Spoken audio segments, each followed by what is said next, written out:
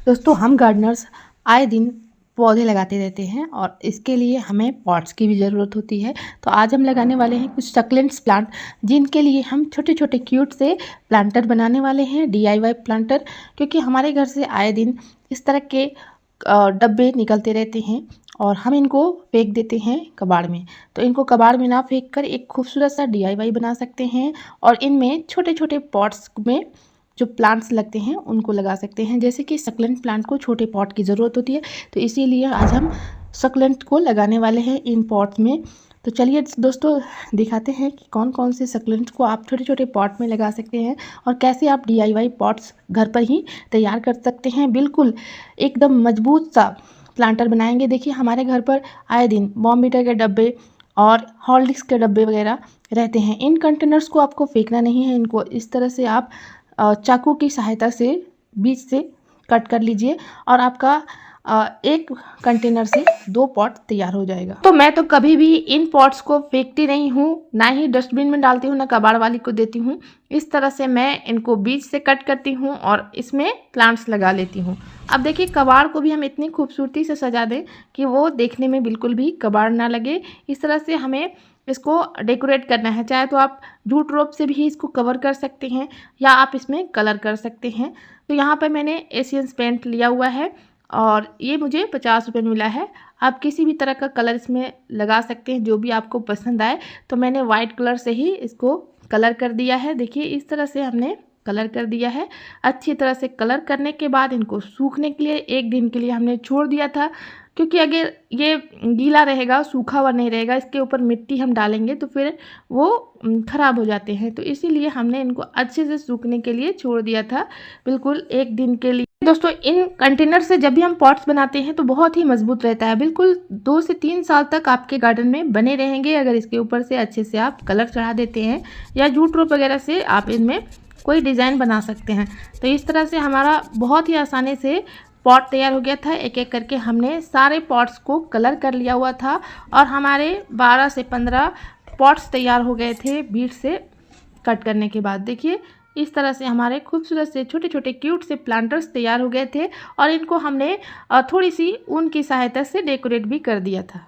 और दोस्तों इस पर हम लगाने वाले हैं सक्लेंट्स, क्योंकि सक्लेंट बहुत ही जल्दी से छोटे छोटे बेबी पफ्स तैयार कर लेते हैं और इनके लीफ से भी नए पौधे तैयार हो जाते हैं। तो इन्हीं पौधों को हम इन वेस्ट कंटेनर में लगाने वाले हैं। कितने अच्छे से देखिए हमने इनको कलर कर दिया है और ऊन की सहायता से भी डेकोरेट कर दिया है। एक फूल की तरह से सामने हमने इनमें चिपका दिया हुआ था।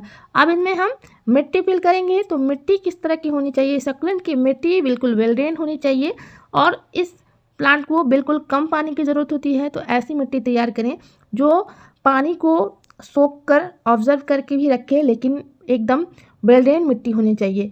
ऐसी मिट्टी होनी चाहिए जिसमें नमी बनी रहे और पानी का ड्रेनेज सिस्टम बहुत अच्छे से बनाना चाहिए। तो यहाँ पे हमने सभी पॉट्स में ड्रेनेज होल बना लिए थे, फिर भी हम मूंगफली के छिलके को डाल रहे हैं ताकि हमारा ड्रेनेज सिस्टम बिल्कुल अच्छा रहे। क्योंकि छोटे पॉट्स में जो भी प्लांट लगते हैं उनको एकदम कम पानी की ज़रूरत होती है, उनका वेल ड्रेन सोइल होना चाहिए। इसलिए हमने मूंगफली के छिलके को तली में डाल लिया है और हमने इनके लिए जो सॉइल मिक्सचर तैयार किया है उसमें 50% गार्डन सॉइल लिया है, 30% हमने इसमें कॉम्पोस्ट मिलाई है, गोबर की सड़ी हुई खाद, और 10% हमने इनमें राइस हस्क दे दिया है और 10% ही पत्तियों की खाद दी है, जिससे कि हमारा सक्लेंट बहुत ही आसानी से चलता है और इनके लिए आपको बहुत ज़्यादा खर्च करने की भी ज़रूरत नहीं होती है। इस तरह के मिट्टी में आप इनको लगा सकते हैं।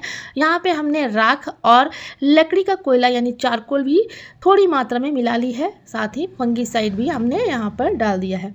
तो देखिए सभी के बॉटम में हमने इस तरह से जो मूंगफली के छिलके हैं उनको डाल दिया है। एक तरह से डिकम्पोज भी होते रहेगा मिट्टी के नीचे और बहुत ही अच्छा खाद भी बनकर तैयार हो जाता है। ड्राई कंपोस्ट रहता है, इसलिए हमारे प्लांट को भी बिल्कुल नुकसान नहीं पहुंचाता है। तो अपना मिट्टी में हमने फंगीसाइड को मिला लिया है और अच्छी तरह से हमने सभी सॉइल मिक्सचर को एकदम मिला लिया है और अपने पॉट में फिल कर लिया है। और ये एकदम वेल ड्रेन मिट्टी है, इसलिए हमारे प्लांट के लिए बहुत ही अच्छी मिट्टी है और एकदम नेचुरल मिट्टी हमने तैयार की है। किसी भी तरह का ज़्यादा खर्च नहीं है, बिल्कुल घरेलू मिट्टी हमने तैयार की है। तो इसमें हम सक्लेंट लगाते हैं और बहुत ही अच्छे से हमारे सक्लेंट करते रहते हैं। तो सभी में हम लोग सोयल मिक्सचर को डाल ले रहे हैं थोड़ा थोड़ा, और इसके बाद हम वाटरिंग कर ले रहे हैं। आप चाहें तो बाद में भी वाटरिंग कर सकते हैं। मैं यहाँ पर पहले ही पानी डाल दे रही हूँ ताकि हमारा जो कटिंग हम लगाएंगे वो हिले डुलेगा नहीं और आसानी से हमारी सारी कटिंग्स चल जाएंगी। तो दोस्तों, जो भी सक्लेंट होते हैं वो कटिंग से बहुत आसानी से चलते हैं और इनका लीफ प्रोपेगेशन भी होता है अगर हम इसको अच्छे सोयल मिक्सचर में लगाते हैं। पहला पौधा मैं ले रही हूँ मूनस्टोन सक्लेंट का। बहुत ही खूबसूरत मोटी सी पत्तियां होती हैं इनकी, बहुत खूबसूरत इनकी डिज़ाइन होती है। तो ये कटिंग से बहुत आसानी से चल जाते हैं। इनकी हमने कटिंग को ले ली है और नीचे की पत्तियों को रिमूव कर दिया है और इस तरह से हम लोग एकदम विल्डन सॉइल में लगा देंगे। पानी हम कम ही देंगे, पहले हमने वाटरिंग कर दी है। तो हम इसको लगाने के बाद बिल्कुल छोड़ देंगे और इस तरह से हमारे कटिंग्स लग जाएगी। बहुत खूबसूरत लगते हैं। पत्तों से भी इनका प्रोपेगेशन होता है, थोड़ा टाइम लग जाता है बढ़ने में, स्लो ग्रोथ होता है इनका, लेकिन आसानी से आपका कटिंग लग जाएगा। बस आपको थोड़ा इनको ज़्यादा हिलाना डुलाना नहीं है। इस तरह से आप इनकी कटिंग को लगा सकते हैं। यहाँ पर आप देख सकते हो स्ट्रिंग ऑफ बनाना की कटिंग्स हमने तैयार की हुई थी और रूट सही थी। हमने प्लांट को निकाल लिया है और लगा रहे हैं इस पॉट में। DIY पॉट जो हमने बनाया हुआ है छोटे छोटे इन कंटेनर्स में, अगर आप पॉट में लगाकर छोड़ देते हैं प्लांट को और जब ये प्लांट हेल्दी हो जाते हैं तो काफ़ी खूबसूरती ऐड करते हैं हमारे गार्डन को, एक यूनिक लुक देखने में लगता है। तो ये सभी हमने स्ट्रिंग ऑफ बनाना के कटिंग्स को थर्मोकॉल बॉक्स में ही लगाया हुआ था और कटिंग्स हमारी बहुत आसानी से लग गई है। क्रेसुला की कटिंग को भी आप लगा सकते हैं। ये भी एक बहुत ही शुभ पौधा होता है और एक बहुत ही खूबसूरत सक्लेंट होता है। तो इनको कटिंग में ले रही हूँ। यहाँ पे सीडम की कटिंग को भी ले रही हूँ। ये भी पत्तियों से बहुत आसानी से ग्रो होते हैं। एक पत्ती से हमने ढेर सारे पौधे तैयार किए हैं। तो ये कटिंग भी हम वेस्ट कंटेनर में ही लगा रहे हैं DIY पॉट में। तो देखिए इस तरह से आपको बस कटिंग्स को लगा देना है और बहुत ही आसानी से आपका पौधा तैयार हो जाएगा। कैक्टस है, छोटे छोटे पॉट में चलने वाले कैक्टस, इनकी कटिंग को भी हमने ग्रो किया हुआ था और बहुत अच्छे से इनका रूट डेवलप हो गया है। तो इन कैक्टस को भी हम इनमें लगा रहे हैं। इस तरह से हमने सभी पॉट्स में छोटे छोटे प्लांट्स की कटिंग को लगा दिया है और बहुत ही आसानी से ये हमारे कटिंग्स लग गए हैं। प्लांट की पत्तियों में ही पानी स्टोर रहता है, तो इसीलिए हमें इन्हें कम पानी देने की जरूरत होती है, छोटे पॉट में लगाने की जरूरत होती है। अगर हम इनको बड़ा पॉट देते हैं तो बहुत बेबी इनके पौधे जल्दी खराब होने लगते हैं। स्टोन की कटिंग लगा दी, सीडम लगा दी है और यहाँ पर हमने क्रेसुला की कटिंग्स को लगाया हुआ है और 3 पॉट में हमने कैक्टस लगाया है, 2 पॉट में स्ट्रिंग ऑफ बनाना लगाकर तैयार कर दिया है। तो इस तरह से हमने कटिंग्स से ही बहुत सारे सक्लेंट को लगा लिया और ये सक्लेंट्स बहुत महंगे मिलते हैं नर्सरीज पर आप लेना जाओ तो, और जबकि इनको पत्ती से भी ग्रो कर सकते हैं। अगर आपको कहीं भी इनकी एक पत्तियां भी मिल जाती हैं तो उनसे आप नया पौधा तैयार कर सकते हैं।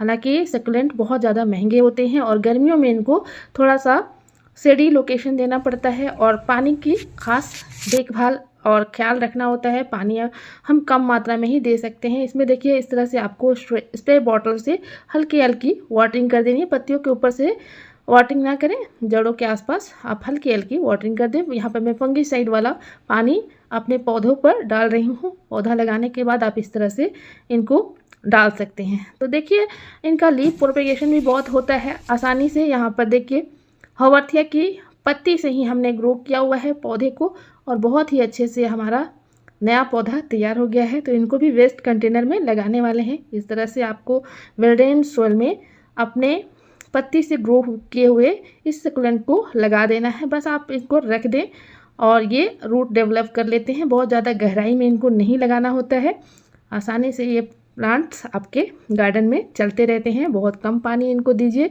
और बहुत ज़्यादा धूप से बचाइए। एकदम सेमी शेड वाले लोकेशन में रखिए गर्मी के दिनों में।